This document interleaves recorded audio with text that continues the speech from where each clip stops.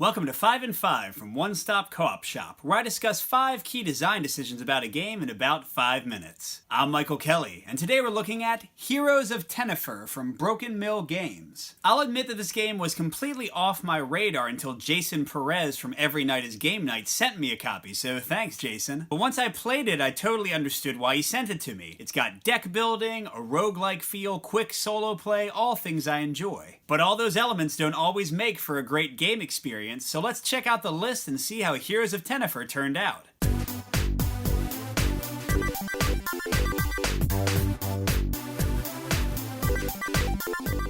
Our first point is overall a con, and that's the amount of variety in the game. There are 4 heroes in the game, but they each only get 1 unique skill card, plus potentially a few more unique skills from some enemies, so they don't feel super different from each other. Then there are 4 bosses who have different powers, but again, once you've played the game 4 times, you'll have seen them all. Now this is my number 5 because I don't think it's too big of a deal. This is a fairly inexpensive card game, and the variety of how you play the game still feels very different, even though you'll have seen the same people.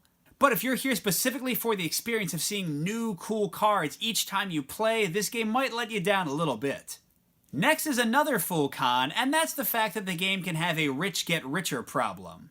When you're playing the game, whichever hero deals the killing blow to an enemy gets to put that card in their deck. Now this can be fine, but in some games you're going to have the same player leveling up their deck, making them stronger and more likely to deal the killing blow to the next enemy and the next. This is my number 4 for a few reasons. First of all, it's totally absent in solo, you don't have to worry about it at all, so just play away. Second, there are mechanics for trading cards from your hand to another player to kind of even things out, although that's not ideal because it's not a great feeling to earn really cool cards and then just give them away. And thirdly, I do have to note that many times in your games this won't happen at all and things will even out. Now with those negatives out of the way, let's get to something positive, and that's one of the 2 main push your luck elements in the game. You have these piles of dungeon cards that you're fighting through, and if you get to the final enemy and defeat them, you get a reward card, which is your main way of culling your deck and also trading cards between players. But if you're defeated while digging through the deck, instead of just choosing to run away, you progress toward the boss twice as quickly and you won't be prepared. I love this tough decision, especially the fact that if you go all the way through you get this reward card, so you're really tempted to push your luck and maybe fail horribly. Also, the very nature of the dungeon cards, how they go in ascending level of more and more difficult enemies, forces you to make tough choices.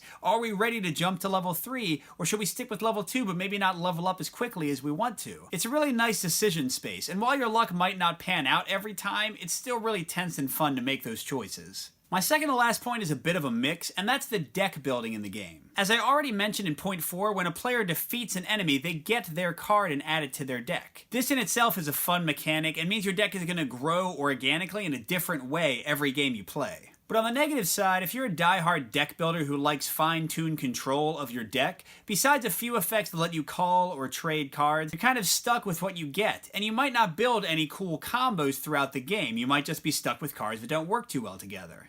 But we are going to end on a really positive note, and that's the core gameplay and push your luck mechanic of drawing 3 cards over and over again until you want to stop and stick with those cards for your attack. This is cooperative push your luck, which I don't think I've ever seen done this way or done this well. Not only am I drawing 3 cards at a time and making really tough choices of, oh, I have this awesome card, but I also drew a 0. Should I keep this or not? But then you're also looking at the other players. How many resources have they used up? If I do 4 damage right now, can they make up the slack or not?